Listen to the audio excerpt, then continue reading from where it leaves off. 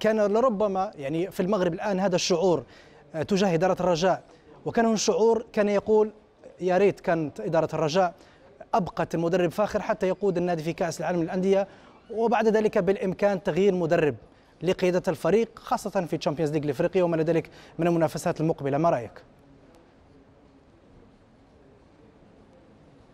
لا، قبل الجواب فأنا كنبغي نوضع بعض التوضيحات. فالفريق لم يستغني عن المدرب بسبب الهزيمة أمام الدفاع الحسني والجديدي، فكاين هناك عدة أسباب، ولكن الظرفية الحالية هي اللي خلات أن إعفاء المدرب فاخر من المهام ديالو تكون في هذا الوقت وفي هذه الظرفية بالذات. نرجع مع الكلام اللي قال السي بدر الدين، فالمشروع كان في سنتين، كان فيه تحقيق الألقاب وتحقيق الانجازات لفريق الرجاء البيضاوي. محمد فاخر كما هنالك فهو حقق اللي كان مطلوب عليه، ولكن كاين بعض الامور لان القرار كما يقول هو صادما، فهو ليس صادما لجميع الرجاويين وليس صادما للرجاويين، لان حنا في البيت الرجاوي كنعرفوا شنو هو البيت الرجاوي وكنعرفوا الجماهير ديالنا وانتظارات ديال الفريق ديالنا. اما الاعلاميين فكنظن بان قبل اشهر الكل كان يتكلم عن مغادرة محمد فاخر لفريق الرجاء البيضاوي، لذلك فالأمر ليس بهذه الطريقة أو بالصدمة التي يتكلم على السيد بدر الدين. فكل ما هنالك فأن الظروف المواتية ظروف اسمح لي الظروف المواتيه باش نحضروا فريق لكأس العالم للأندية، فهي ظروف كنشوفوا احنا سيد محمد بقاء محمد فاخر ظروف غير ملائمه لتحضير فريق اللي غادي يشرف المغرب في كأس العالم للأندية. طيب سيد محمد، هل هذا يعني بأنكم كنتم تحضرون سيد محمد فاخر للإقالة أو الإبعاد عن الفريق في الفترة الأخيرة؟ يعني هل فاخر كان عنده علم بأنه قريبا سيتم التخلي عنه في إدارة الرجاء البيضاوي في تدريب الرجاء؟ لا، انا باش نوضح اكثر، فانا قبل ما نجي للبرنامج كانت عندي جلسه الان مع محمد فاخر اللي كتربطني علاقه جيده وعلاقه كبيره، فالانفصال كان ودي والانفصال كان بالتراضي، والحمد لله محمد فاخر ابن فريق الرجاء وعطى شيء كثير للفريق. طيب يعني انقطاع في صوت من المصدر من مدينة الدار البيضاء. نعود إلى بدر الدين الإدريسي في الرباط. يعني كانت الأمور واضحة عند إدارة الرجاء، يعني أنا سألته إذا كانت هناك تهيئ نفسي للمدرب فاخر بإمكانية التخلي عنه في إدارة الفريق، وقال بأنه تم الانفصال بالتراضي وأنه فاخر خرج راضيا عن حاله مع فريق الرجاء في نهاية الأمر.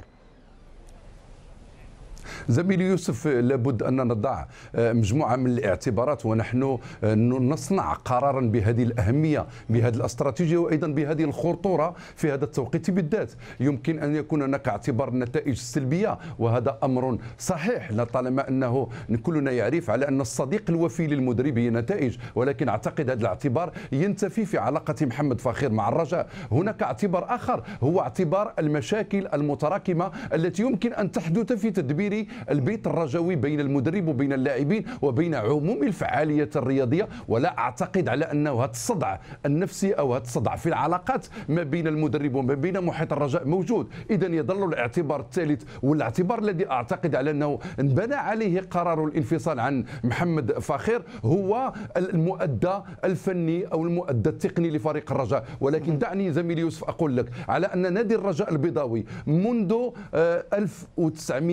1994-95 لما حقق مشروع الاندماج مع نادي الأولمبيك البيضاوي، هذه الفترة هي التي اعتبرت أنا في رأيي تاريخيا من أزهى فترات الرجاء التي اقترنت فيها النتائج مع الأداء الفني الرفيع. الفريق يفوز ب6 ألقاب للبطولة تواليا، والفريق يفوز مرتين بكأس العصبة الإفريقية، ويذهب مرة واحدة للمشاركة في أول نسخة لكأس العالم للأندية. أعتقد إذا كان هذا الاعتبار هو الموجود فعلى الرجاء أن تعطينا الاقتناع من أنها صنعت القرار الصحيح، وبأن ما سيأتي فيما بعد سيكون جيدا وفي صالح نادي الرجاء. طيب بدر الدين، سنعود لك وكذلك السيد محمد بودريقة رئيس فريق الرجاء البيضاوي بعد الفاصل على أن يكون السيد محمد فاخر. نرحب من جديد من الدار البيضاء برئيس فريق الرجاء البيضاوي سيد محمد بودريقة، وكذلك بدر الدين الإدريسي رئيس تحرير جريدة المنتخب المغربية. أهلا بكم من جديد معنا.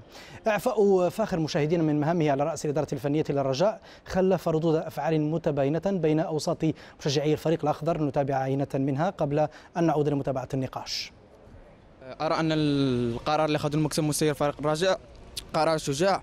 لا ننسى ما قدمه ما يعرف بالجنرال محمد فاخر لفريق الرجاء، لكن الآن يجب على فخير الرحيل نظرا لأن المستوى اللي ولا يقضي فريق الرجاء البيضاوي ما كيرقيش بالصوره ديال فريق الرجاء. حتى ملي كنشوف المقابلات الاخيره ديال الرجاء، وليس المقابلات الاخيره بل معظم مباريات الرجاء كيتبعها جمهور غفير، سواء في ملعب محمد الخامس او في ديبلاسمون ديال فصيله جمهور الرجاء. كنظن ان هذا هو المشكل بالنسبه لجميع الفرق المغربيه، انها كتاخذ قرارات غير صائبه. كان بامكان الفريق الرجاء البيضاوي يعطي مهله اخرى لمحمد فاخر باش يبين بانه هو مدرب وطني عنده قدرات اللي تاهلوا باش يبقى مع الرجاء البيضاوي ويوصلها للهدف المنشود، هل هو المشاركه متميزه في كاس العالم للانديه. نعود لسيد محمد بودريق في الدار البيضاء. طيب سيد محمد، فلتفسر لنا أنه أعلنتم التخلي عن سيد محمد فاخر في الليل، والصباح اليوم الموالي تم الإعلان عن الاقتراب جدا من التعاقد مع السيد نبيل معلول. يعني هل هو من المعقول أن يتم التعاقد مع مدرب في ظرف أقل من 24 ساعة، من أنه كانت هناك اتصالات على مدى الفترة الماضية؟